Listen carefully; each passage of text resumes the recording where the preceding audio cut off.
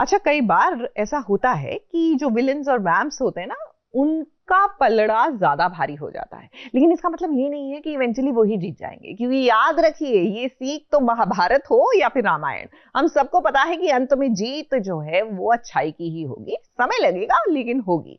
Point की बात यह है कि यहाँ पे महाभारत और रामायण की कहानी मैं आपसे नहीं डिस्कस कर रही, सुमन इंदौरी की बात कर रही हूँ, क्योंकि फिलहाल देविका जो है सुमन और तीर्थ को फंसाने में कामयाब हो गई है। घर से गायब हो जाते हैं। हवा है, आंखों के सामने। हाँ, चाबी तुम्हारे पास है ना? तिजोरी की चाबी तुम्हारे पास है ना? पैसे कहाँ गए?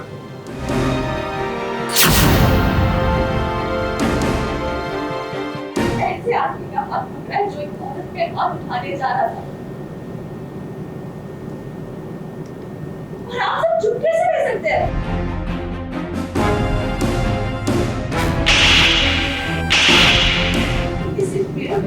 मदद करना चाहती हूँ। 2.5 लाख की कीमत, हाँ 2.5 लाख की कीमत। आज 2.5 लाख की कीमत तीर्थ भी समझेगा और उसकी मम्मी यानी कि सुमित्रा भी।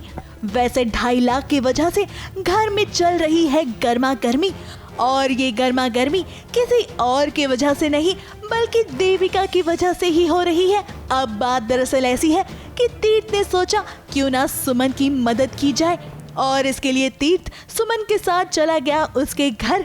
इस मौके का फायदा कोई और नहीं बल्कि देविका ही उठाएगी, वो भी तब जब उसे पता चलेगा कि घर से 2.5 लाख रुपए कहीं गायब हो गए हैं। अब चंद्रकांत को इस बात का पता चल जाएगा और सुमित्रा को इसकी वजह से ढेर सारी बातें सुननी पड़ेगी। क्या बकरी की तरह नहीं आ रही?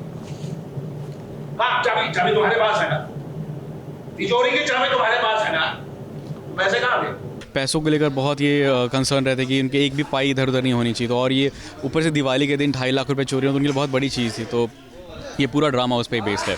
अब तीर्थ और सुमन को ये नहीं पता था कि चंद्रकांत को इस बात का पता चल जाएगा। अब जब उन्हें इस बात का पता चल चुका है तो उन्होंने पूरे घर को सर पर उठा लिया है, और यहाँ पर मौके का फायदा उठाएगी देविका।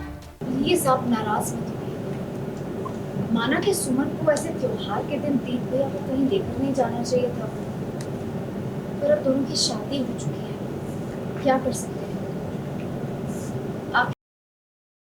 आखिरकार घर की लक्ष्मी है ना अपनी छोटी। अब जैसे ही तीर्थ और सुमन घर आएंगे उनका भी होगा स्वागत, और स्वागत में तीर्थ को मिलेगा जोरदार थप्पड़। चंद्रकांत का गुस्सा आज इतना ज्यादा है कि वो सुमित्रा को भी नहीं छोड़ेगा, मगर जहां बहुरानी सुमन हो वहां कैसे हो सकता है कोई गलत काम। सुमन करेगी अपनी सासू माँ की मदद, और फिर जो सुमन ने किया वो तो देखते ही बना। उन्होंने हमारे लिए बहुत ये हो गया कि सुमन ने पापा का हाथ कैसे पकड़ लिया, और हमारे लिए ऐसे कि सुमन बिल्कुल एग्जिस्ट नहीं करते, हमारे बिल्कुल इंपॉर्टेंट नहीं है, तो वो मेरे पापा का हाथ कैसे पकड़ सकती है। और थप्पड़ पड़ी है उनको बिकॉज उन्होंने जब शादी हुई तो ड्रामा क्रिएट किया था कि सुमन के घर पे आने की वजह से 20 लाख का कॉन्ट्रैक्ट मिला, जो कि झूठ था। तो वो अभी उनको मालूम चलता है हमारे पापा को कि वो एक झूठ में ड्रामा क्रिएट किया जस्ट बिकॉज सुमन इस घर में आ सके, इसलिए उनको थप्पड़ पड़ा। अब सुमन ने तो सोचा था कि वो चंद्रकांत की बोलती बंद कर देगी, उन्हें समझाने की कोशिश करेगी कि वो जो कर रही है वो ठीक नहीं है, मगर लगता है आज चंद्रकांत सभी को अच्छे से धोने के मूड में है।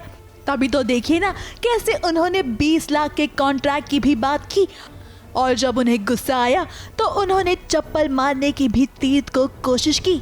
अरे डरिए मत, सुमन थी ना, उसने सब कुछ संभाल लिया।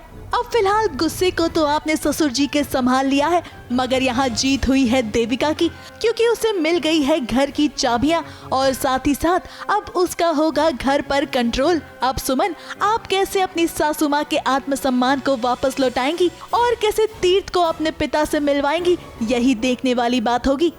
ABP news report.